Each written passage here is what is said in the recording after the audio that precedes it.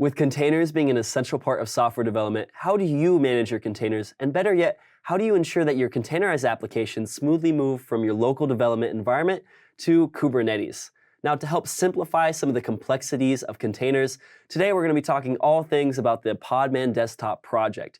It's an open source tool that allows us to build, manage, and run containers all from our local machine and effectively transition our applications over to Kubernetes and help build your cloud-native skill set. Now, my name is Cedric Clyburn. I'm a developer advocate at Red Hat, and let's dive right in. So based on the open source project Podman, Podman Desktop takes things a step further, providing a graphical interface for users on Mac, Windows, and of course, your favorite distribution of Linux to be able to interact with and manage containers, images, registries, volumes, and pods. And as well, you can use it to install and keep the Podman container engine up to date.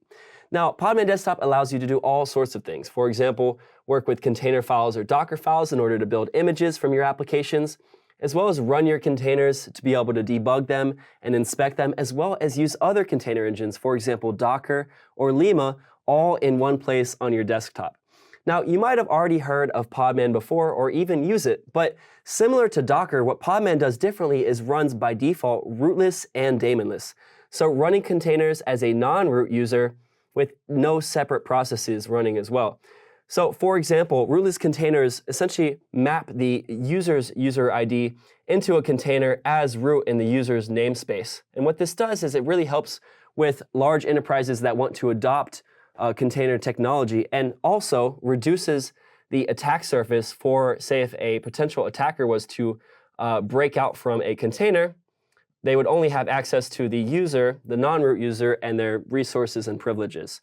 And what it also does very well is integrates seamlessly into systemd, as well as provides some great benefits for SE Linux and much more. But what Podman also does is allow you to natively work with Kubernetes resources such as pods, which is a grouping of one or more containers. Say, for example, we've got a web server containerized, and we've got a sidecar monitoring container, where these both in a pod are able to share the same network and storage resources.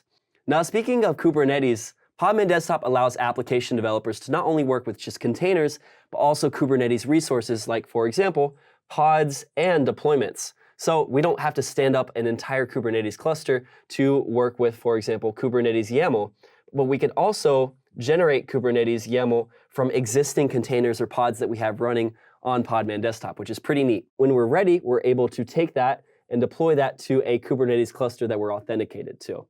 And this in part is helped by the extensions of Podman Desktop, which allow us to stand up, for example, Kubernetes clusters that are similar to production in order to develop, test, and learn using extensions from open source projects like, for example, Minikube, which is a single node Kubernetes cluster that's running on our system, as well as Kind, which is Kubernetes that's running inside of a container. And the integration with these plugins and extensions allow us to work with our existing local container images, be able to do testing there, and when ready, we can use our Kubernetes context in order to deploy to a remote Kubernetes cluster. There's also other great extensions, such as the support for Compose for multi-container applications, and others, for example, such as being able to use our Docker desktop extensions and being able to replicate the Docker socket so our existing tools can also support Podman if they don't already.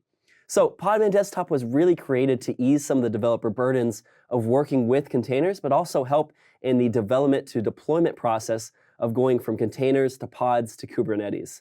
Now, there's a great community out there already, so I highly recommend you check out the project at podman-desktop.io or check it out on GitHub. And I've got a question for you. Have you tried Podman or Podman Desktop before?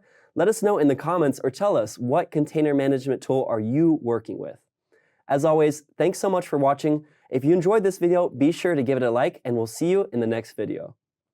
Thanks for watching. Before you leave, please remember to hit like and subscribe.